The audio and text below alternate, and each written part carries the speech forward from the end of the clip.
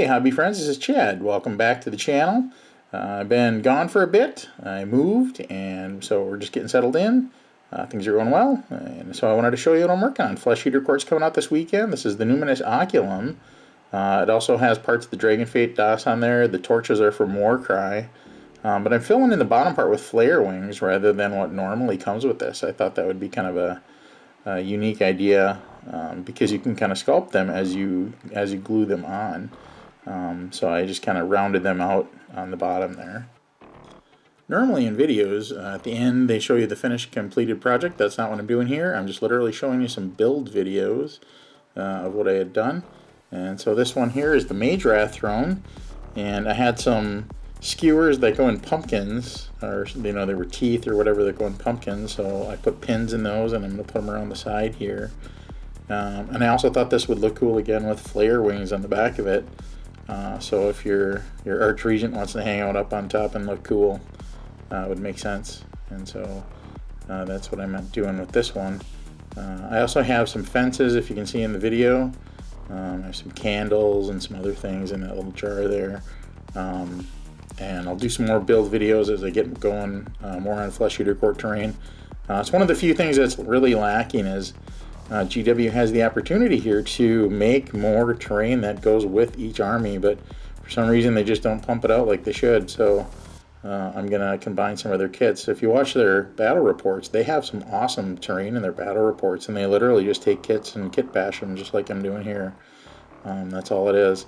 So, but they really could go a little further and really deck out their battle reports with terrain that they release and sell, because I definitely would buy a ton of it if it was themed terrain for the army. These wings were an absolute booger to get to stay on. For some reason I had to hold them for longer than I normally do. I don't use accelerant or anything when I use super glue. I just don't like the runny nature of it, and I don't know, my hobby space isn't set up where I can squirt things all over the place and have it make sense. So yeah, so I ended up holding stuff a little longer than I need to, especially on this one. For some reason it just wouldn't stay.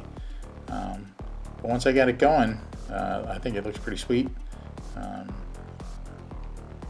Yeah, I just had to keep holding on to it and saying a prayer to the Lady of the Lake. Hope it sticks. With this particular case, I squirted super glue and plastic glue on the joint, because the super glue went on the pins that go in the holes that I drilled, and then the plastic glue helped bond the stuff in the back, because that is bare plastic still. So, and that's your best joint, is if you can get plastic to plastic, because that actually melts it together. And I used the old Testors glue. Those that are model guys from years ago, you'd know Testors is the best. There's a lot of stuff on the market, but I actually still like that stuff. It bonds really well. Has a little bit of a stink to it, but all glues do. But I think this turned out pretty good. I like the way that looks. And now I'll have to take a look at and see where the pumpkin skewers are going to go on this thing. What I try to do is there's the rule of 3, rule of 5, so uneven numbers. So that's what I'm going to end up doing with the skewers here, the teeth things, and I'll also put some stuff up on top. Kind of spread it out some Terrorgeist bits, make it look like the Arch Regent's been chomping on something up there. And again, these are just bits that are from the Terrorgeist. The little parts that look like ribs on them, I thought those looked pretty cool to kind of put around as scatter terrain on my Flesh Eater Quartz stuff.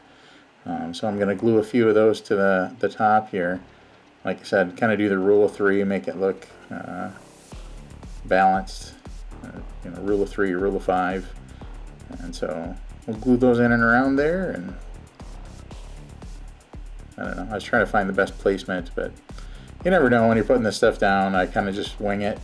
I have ideas and then do it as I go. That's probably the best way to go.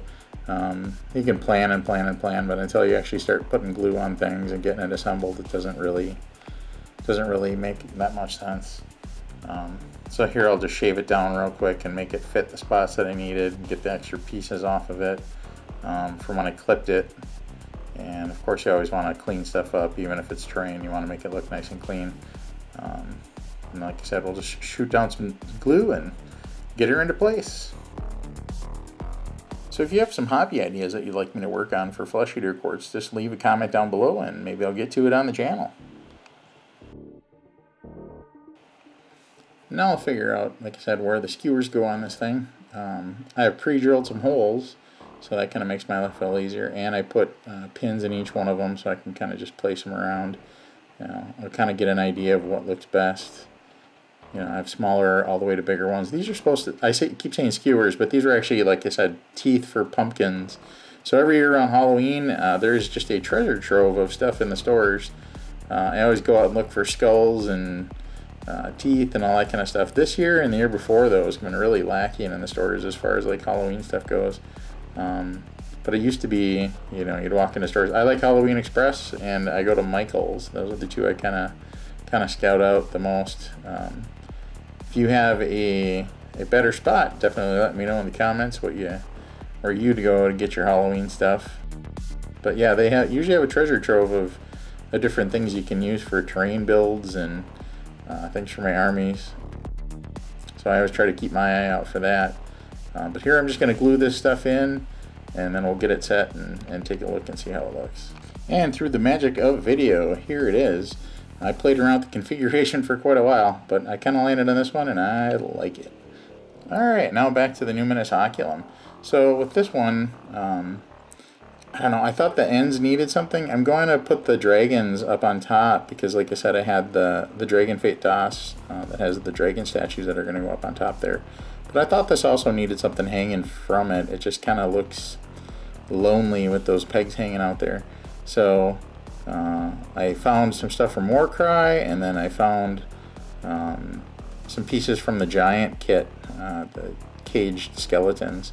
So I thought those would look good, and then just put some jewelry chain in them, and I'll hang them from various spots around the front there. I think that'll look pretty cool. Yeah, so just some jewelry chain. You can get that at anywhere. Again, I get that at Michael's. But I'll trim this up so it just has the one loop to hang that stuff from, and then I'll hang those on there. So last but not least is the Witch Fate Tor. I did some work on this a while ago. I have some pieces from the Carnal Throne, and again some flare wings. I'm going to do a top to this, which I thought turned out pretty good. And then along the sides, I actually took some more of those skewers and made it look like there was an old picture in a White Dwarf, or I forget if it was in the old Fantasy Battle, but they did some stuff with some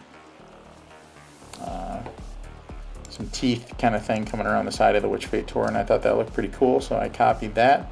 Then I took the part from the Carnal Throne and put it above the doorway on this. And I'm going to wrap up the video here with just a quick picture of something else I did with the bottom of the Carnal Throne, and then I took the bridge. So like, share, subscribe, hit the bell, join the Horde, and we will see you in the next one.